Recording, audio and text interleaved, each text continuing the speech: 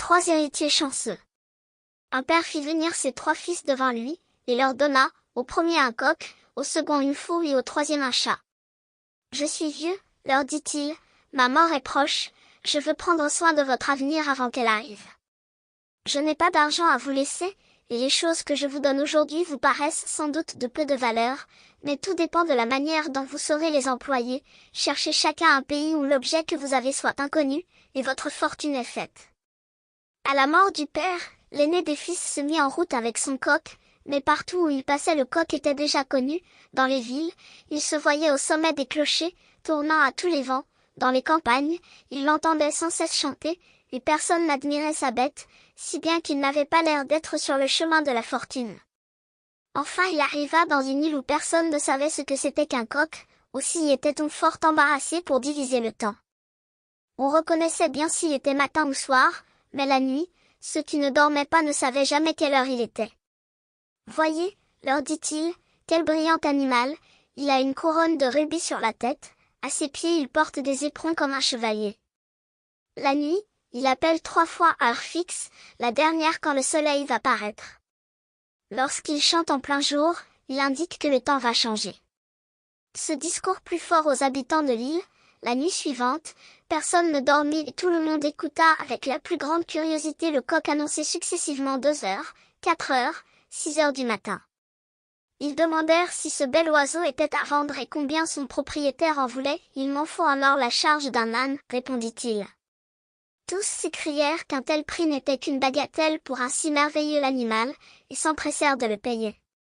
En voyant leur aîné revenir riche, les frères cadets furent remplis d'étonnement. Le second résolut de partir aussi, pour voir si sa faux lui rapporterait quelque chose. Mais, partout où il passait, il rencontrait des paysans pourvus de faux aussi bonnes que la sienne.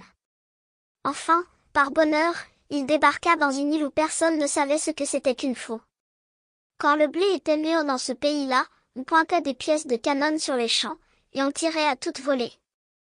Mais cela ne faisait pas un travail bien régulier, tantôt les boulets passaient par-dessus la moisson, tantôt ils frappaient les épis au lieu des chaumes, ce qui perdait beaucoup de grains, et par-dessus le marché c'était un bruit insupportable.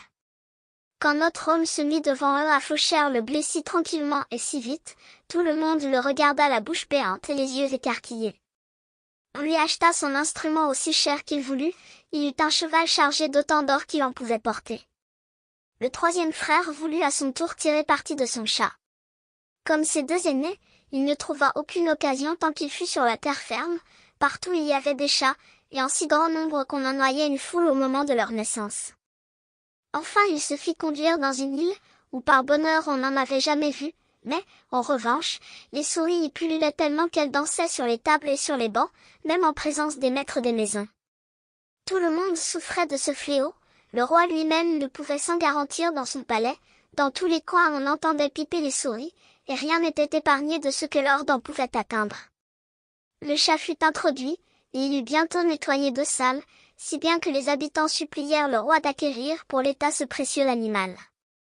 Le roi le paya, sans marchander, au prix d'un mulet chargé d'or, et le troisième frère revint dans son pays, encore plus riche que ses 2 aînés.